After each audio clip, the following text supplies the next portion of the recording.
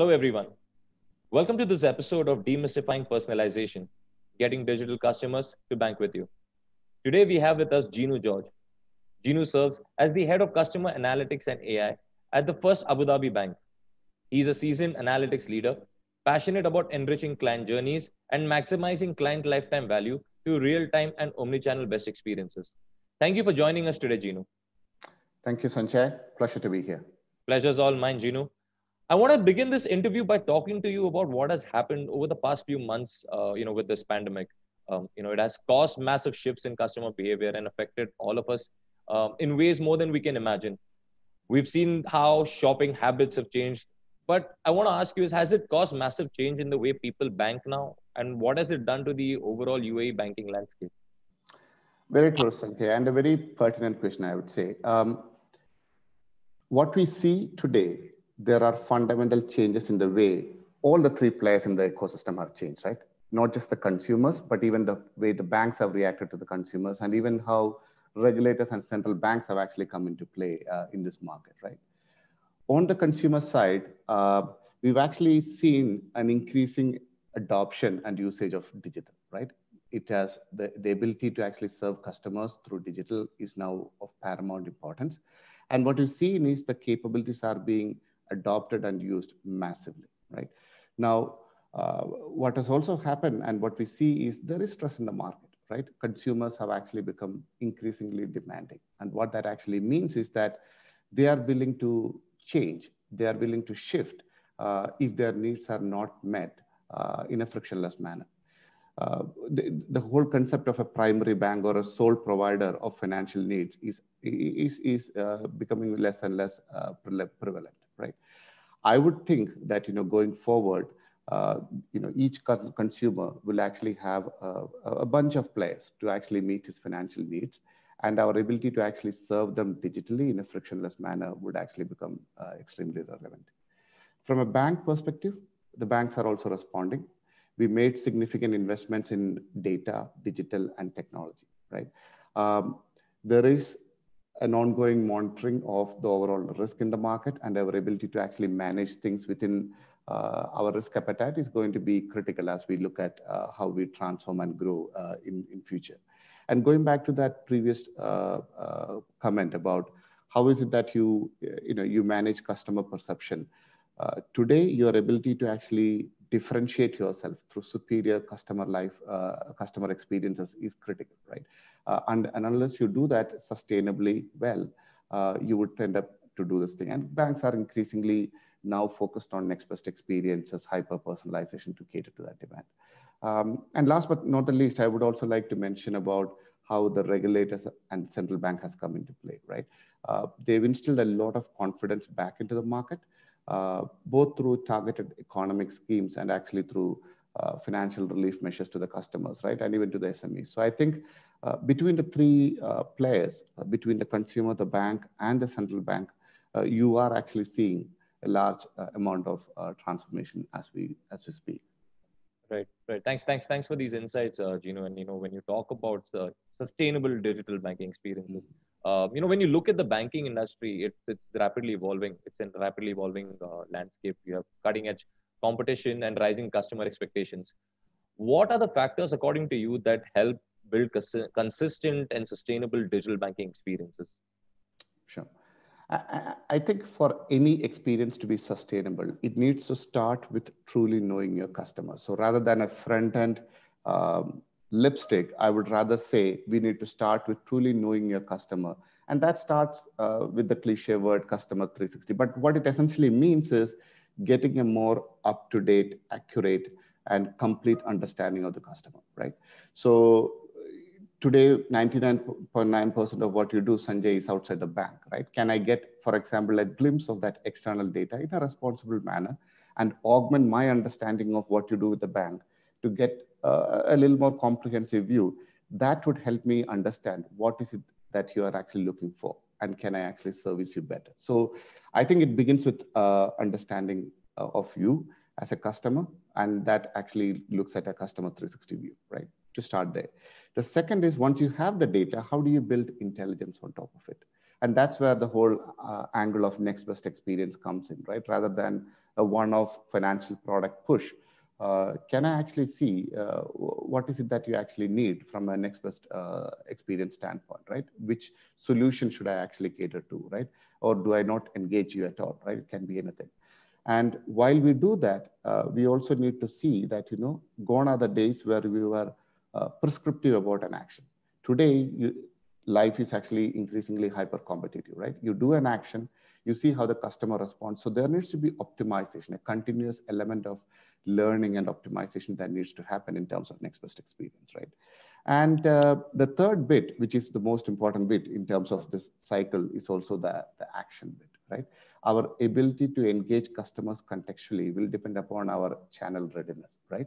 Now, what that essentially means is it needs to be real time, right? You cannot wait a week, a month, a day, or even a few hours for some time, right? I mean, you need to be real time.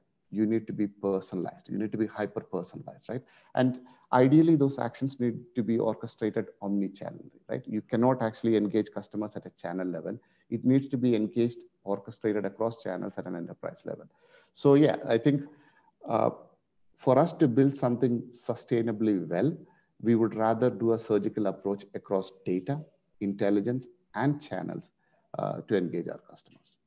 Right. And when you speak of personalization, what role does it really play in digital banking across, talking about, access across digital touch points or various touch points to help customer engagement and retention? Yeah. So I think today we have an era of invisible banking, right? Gone are the days where we could actually call a customer through traditional channel and engage him, right? I think it is an era where we need to be in lockstep with the customer. And banks, to that earlier point, in today's environment, are increasingly embracing digital, right? And all these channels that you mentioned, like websites or push notifications, apps, emails, etc., right? They are really good at delivering next best experiences. And two key components in that delivering next best experience: one is time. It needs to be at the right time, and it needs to be with the right content, right? So in terms of a time factor, these abilities, let's say a push notification, has the ability to deliver something in real time, right? You do not have to wait hours and weeks for us to actually deliver something. If you are actually, for example, in IKEA, doing a large purchase on a furniture, if I can get hold of that transaction, credit card transaction in real time, and I know, for example, Sanjay, you are someone who actually would like to get an installment loan. If I can actually send it to you, that offer in real time, that's something that a push notification can actually support, right? So I think that's important, right? You can actually have the ability to geolocate you. So our ability to actually get hold of you in real time, understand you in real time, and engage you in real time, these digital channels play a significant role. And content is equally important, right? Earlier, you probably had a script and you had very limited ability to actually play around with the script. These channels are extremely dynamic, right? What it means is that compared to a very intrusive phone call, the content over here can be customized. The creative, the tone, the image, the messaging, all of them can actually be customized and personalized for you to have an end-to-end great example. Right. So, I mean, when you talk about these things, when you talk about it, it sounds really easy. It's like something that you can easily do.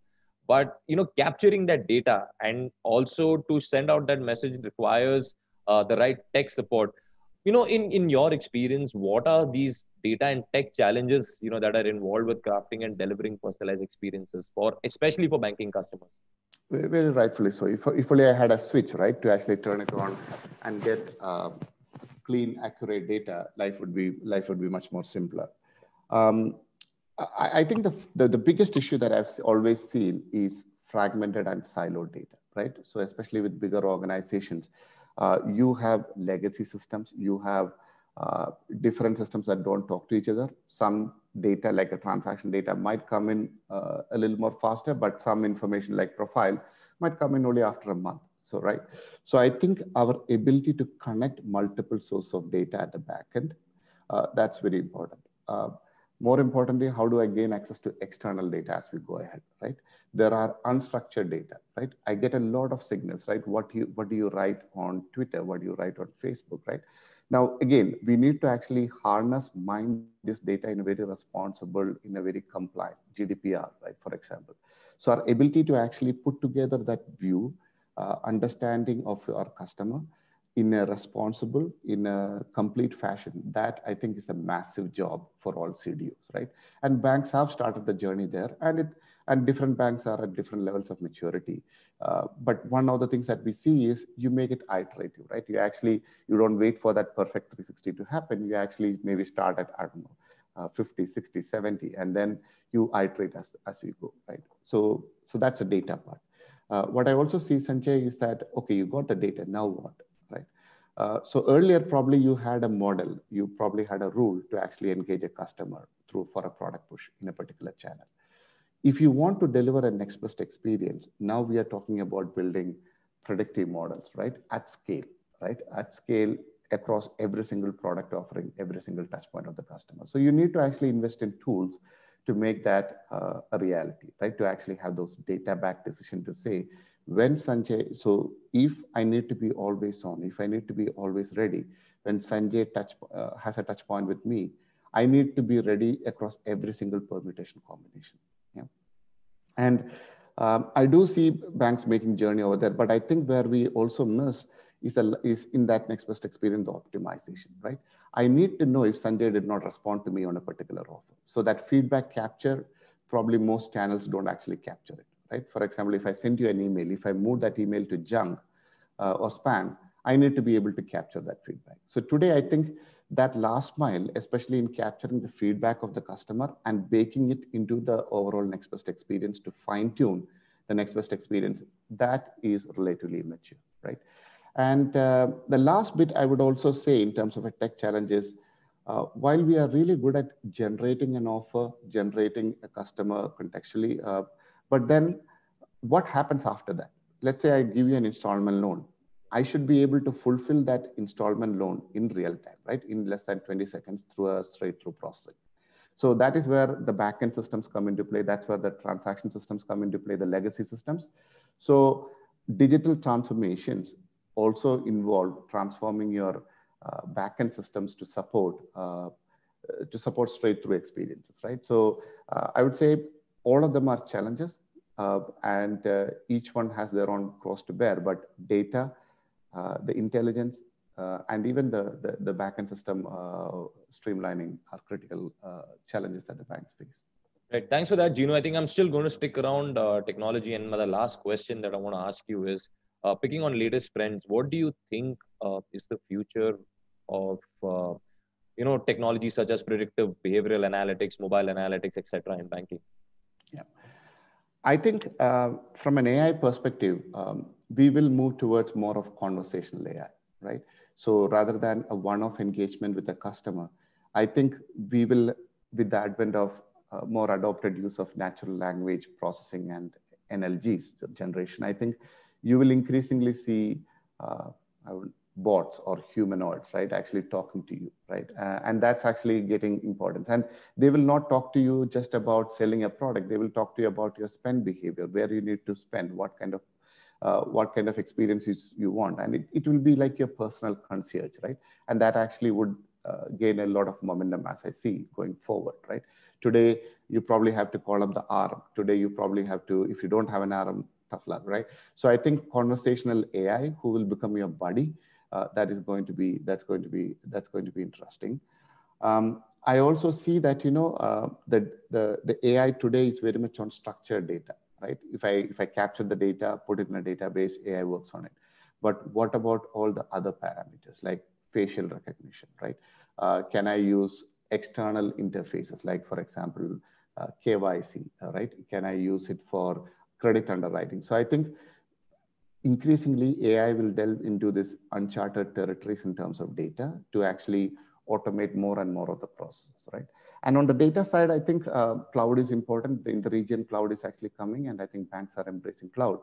But what I would also look for, Sanjay, is blockchain, right?